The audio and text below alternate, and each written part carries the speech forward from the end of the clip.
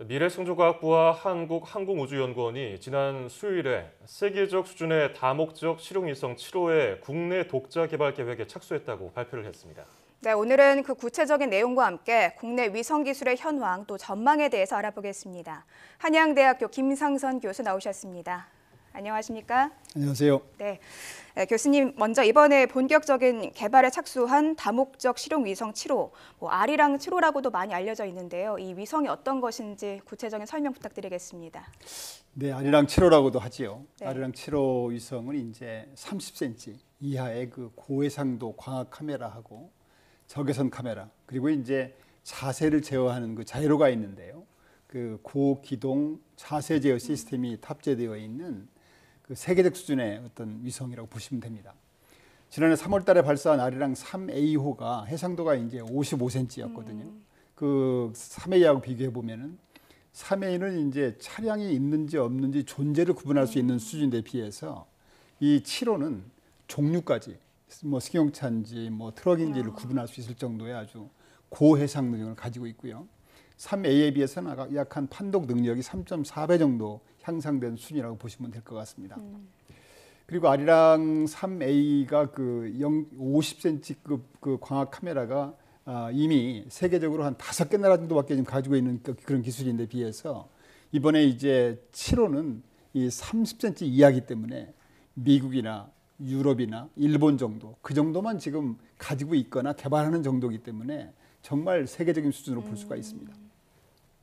또 아리랑 7호는 이제 기동 성능 측면에서도 기존의 3A하고 비교해 볼 때 3A는 이제 반작용 휠을 사용해서 특정 지역을 촬영할 때 3번 정도 자세 변경이 가능한 데 비해서 이 7A는 제어 모멘트 자이로를 이용해서 8번 내지 9번까지 자세 변경을 할 수 있기 때문에 그 지역을 그만큼 다양하게 촬영할 수 있다는 그런 장점을 가지고 있습니다.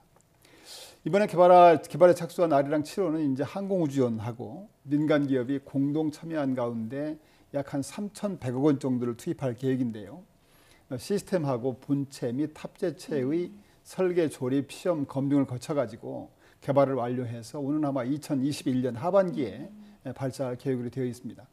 2021년에 이제 아리랑 7호가 발사가 되면은 30cm 이하의 그 고해상도 광학 카메라하고 적외선 센서를 결합해가지고 재난재해라든가 국토자원, 또 환경 감시, 국가 안보, 도시 열섬 현상 이런 것들을 검증할 수 있는 그런 영상을 확보할 수 있고요.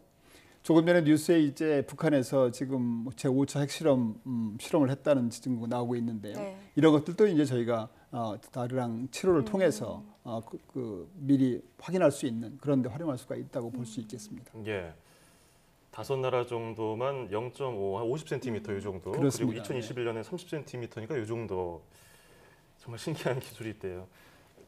우리나라 위성 기술 착수한 지가 한 반세기 정도 선진국보다 늦지 않았습니까? 그 정도 그렇죠. 수준, 우리 수준 지금 어느 정도라고 볼 수 있을까요?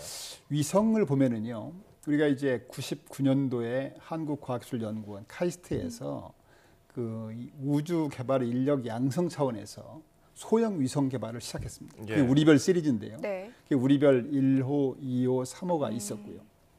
본격적으로 이제 그 다목적 실용위성을 개발한 것은 이제 항공우주연구원에서 99년에 아리랑 1호를 그 개발해서 발사했습니다. 그래서 그 이후에 이제 해상도가 1m급인 그 아리랑 2호, 그 1m급도 대단한 기술입니다. 아무튼. 예. 평양 시내에 고려 호텔 앞에서 몇 사람이 지금 모여서 시위를 하고 그중에 한 사람이 다른 짓 하고 있는 것까지 다 볼 수 있는 정도의 손바닥 위의 정보를 볼 수 있는 정도의 수준입니다. 그래서 아리랑 2호가 있고요. 또 아리랑 3호는 이제 70cm급, 그러니까 서브미터급이라는 것이 1m급 이하인데요. 네. 그런 해상도를 가진 3호가 있고, 또 레이더 위성 1m급 레이더 위성을 가진 5호가 있고요. 또 아까 말씀드린 것처럼 작년에 발사한 그 50cm급 광학 렌즈와 적외선 관측 센서를 탑재한 그 아리랑 3호가 있고요. 이런 위성들이 지금 저희들이 가지고 있고, 그뿐 아니라 이제 기상 해양 관측을 위해서 이 정지 궤도 위성에 지금 발사한 천리안 위성도 가지고 있습니다. 참고로 이 천리안 위성 개발 성공은 우리나라가 세계 7번째로 독자적인 기상 위성을 가지고 있는 나라다 이렇게 볼 수가 있고요. 천리안은 지금 이제 천리안 EA-2B를 지금 개발하고 있고 또 발사할 계획으로 되어 있습니다. 그래서 위성은 불과 한 20년 만에 짧은 기간 내에 세계에서 한 5위 내지 7위권 정도에 와 있기 때문에 대단한 성과를 이룩했다고 볼 수 있고요. 이를 이루는데 그 수고한 과학자들한테 정말 박수를 보내야 될 일이라고 생각이 됩니다. 네, 지금 이 위성 기술의 역사에 대해서 굉장히 자세히 짚어주셨는데 네. 짧은 기간 내에 굉장히 좀 큰 발전을 이룩했다 이렇게 좀 평가를 해볼 수 있을 것 같습니다. 그런데 우주 기술 개발에는 지금까지 저희가 짚어본 이 위성 외에도 굉장히 좀 다양한 분야가 있지 않습니까? 그렇죠. 네, 네. 다른 분야는 지금 어느 네. 정도 의 수준인지 궁금한데요. 그래서 이제 크게 보면은 세 가지입니다. 네. 위성이 있고 위성을 쏠 발사체가 필요하지 않습니까? 또 발사장이 필요하죠. 그래서 위성은 이제 지금 말씀드린 것처럼 불과 한 20여 년 만에, 그러니까 카이스트가 그 우리별 한 게 91년도쯤 되니까요. 불과 한 20년 만에 세계적인 수준에 지금 올라와서 뭐 계속 순항하고 있고요. 네. 그러니까 아마 지금 7호가 되면은 거의 뭐 세계에선 3위권 정도 되니까요. 대단한 기술이라고 볼 수가 있습니다. 두 번째 이제 위성을 쏘아 올리기 위한 발사장은 아시다시피 전남 고흥 외나라도에 나로 우주센터를 건설을 해서 지난 2013년 1월 달에 나로를 쏘았죠. 그래서 이제 그게 저희가 발사장도 확보가 돼 있고, 마지막으로 이 발사체의 경우인데 발사체는 아직도 좀 갈 길이 멀다 이렇게 말씀드릴 수 있습니다. 발사체는 아시다시피 군사적으로 악용될 그런 우려가 있기 때문에 국가 간의 기술 이전이 굉장히 엄격히 제한된 분야입니다. 그래서 그 우리나라는 이제 90년대 후반에 와서야 비로소 개발을 시작했는데 2013년 1월 달에 발사한 그 나로호가 네. 사실은 한국 최초의 발사체라고 볼 수가 있습니다. 근데 발사체 분야가 좀 늦긴 했지만 이 분야도 역시 빠르게 발전하고 있어서 전반적으로 볼 때 우리나라 우주 과학 기술은 짧은 시간 내에 장족의 발전을 거듭해오고 있다 이렇게 말씀드릴 수가 있습니다.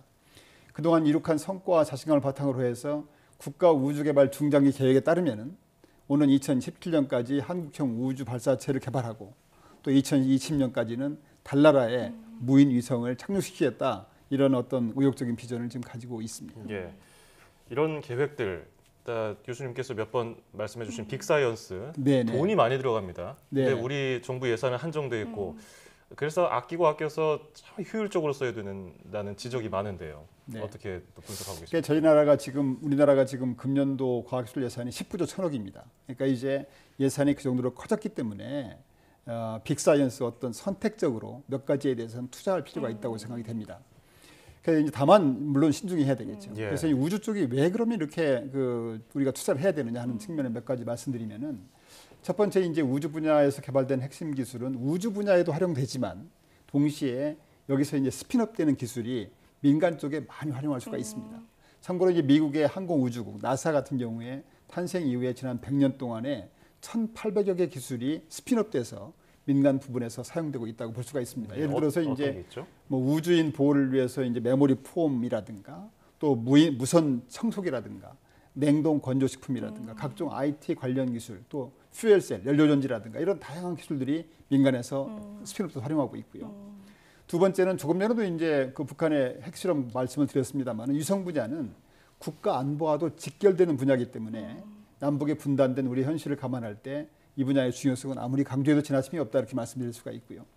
세 번째는 이제 미래 성장 동력이라든가 미래 먹거리 새로운 일자리 창출 측면에서도 이 우주 기술이 굉장히 활용할 용도가 많이 있다고 볼 수가 있습니다. 마지막으로는 어쩌면 제일 중요한 기대 효과로서는 이제 청소년을 비롯한 국민들에게 꿈과 희망을 심어주는 분야다 이런 측면에서도 저희가 투자를 아끼지 말아야 되겠다고 생각이 드는데요. 국민들이 국가에 대한 자부심을 갖게 하고 또 미래 꿈나무들이 미래 꿈을 꿀 수 있도록 해주는. 그러니까 실제로 이제 TV에서 달 착륙을 지켜본 소위 그 아폴로 키즈들이 과학자가 많이 되었다고 하는 그런 사례가 있습니다. 이와 같은 기대 효과가 너무 크기 때문에 선진 각국에서는 공통적으로 이 우주 분야에 경쟁적으로 참여하는 이유이기도 합니다. 네. 크게 세 가지 정도로 이렇게 우주 개발 계획이 중요한 이유, 그다음에 우리가 좀 신경 써야 하는 이유에 대해서 짚어주셨는데 그렇다면 교수님께서는 이 우주 개발 계획을 좀 성공적으로 추진하려면 무엇보다 좀 예산이 제일 중요하다 이런 생각이신 중요하죠. 건가요? 네. 이제 아마 예산이 제일 중요한데 네. 예산을 안정적으로 지속적으로 지원해야 된다. 그러니까 이런 그 빅사이언스 분야는 워낙 방대한 투자가 소요되기 때문에 처음에 이걸 할까 말까 결정할 때는 굉장히 신중해야 됩니다. 그래서 그러나 한번 결정되면 지속적으로 안정적으로 지원을 해서 정말 그 연구원들, 연구팀들이 프로젝트 성공에만 몰입할 수 있게 해줘야 된다. 그런 것이 첫 번째고요. 두 번째는 이제 국민 여러분께서도 이제 관심과 애정을 바탕으로 해서 인내심을 가지고 기다려드려 줘야 된다. 네.